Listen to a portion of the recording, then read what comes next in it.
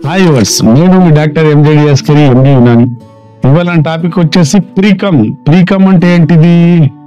అమ్మాయితో మాట్లాడిన, పక్కనే కూర్చున్న, గర్ల్ ఫ్రెండ్ గురించి ఊహించిన, ముచ్చటించిన 2-3 చుక్కలు మనకు తెలియకుండానే అండర్వేర్ లో తగులుతుంటాయి.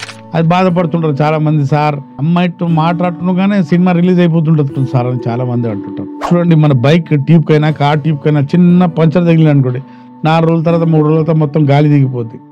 ఆ వ్యాధి ఎవరికి తగులుతుందో ఆడికి ప్రీమ్యాచ్యూర్ ఎజాకులేషన్ అనే సమస్య చుట్టుకుంటుంది. ప్రీకమ్ ఉన్న వాళ్లకు సెన్సిటివ్ పెనిస్ కూడా ఉండే ఛాన్సెస్ ఎక్కువ ఉంటాయి. సెన్సిటివ్ పెనిస్ కూడా ఒక లక్షణం ప్రీకమ్ వాళ్ళకు కూడా వస్తుంటుందండి.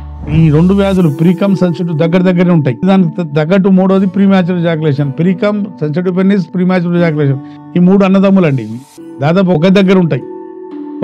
చూస్తుండగానే వెళ్ళిపోతుంది, ముట్టుకుండగానే వెళ్ళిపోతుంది, పెడుతుండగానే వెళ్ళిపోతుంది. 3 దగ్గరే ఉంటాయి. ఈ 3టికి కారణం ఒకటేనండి, హస్తప్రయోగం, సినిమాలు, బొర్రలో పండుకొని అంగానికి బెడ్డుతో రాపిడి చేయడం, అస్తమాన అమ్మాయిలతో చాటింగ్, సొల్లు కబుర్లు. 3టికి అన్నదమ్ములే precum, sensitive penis, premature ejaculation. ఈ అసలు హస్తప్రయోగం చేయకపోతే, సినిమా చూడకపోతే ఈ 3 కూడా రావండి. 3టిలో ఏది ఒకటి కూడా రాదు. విన్నారు కదండి. ఈ 3టికి కూడా చక్కటి పరిష్కారం ఉంటుంది. ప్రీకమ్ అయినా, ప్రీమ్యాచ్యూర్ ఎజాకులేషన్ అయినా, సెన్సిటివ్ పెనిస్ అయినా, ఈ 3టికి యునానిలో చక్కటి పరిష్కారం, శాశ్వత పరిష్కారం. అంటే ఒకసారి మందులు వాడకే మళ్ళీ మందులు వాడాల్సిన అవసరం లేదు. విన్నారు కదండి. ప్రీకమ్ అనే సమస్యకు, సెన్సిటివ్ పెనిస్ అనే సమస్యకు, ప్రీమ్యాచ్యూర్ ఎజాకులేషన్ సమస్యకు శాశ్వతంగా చెక్ పెట్టండి. యునాని మందులతో సాధ్యము.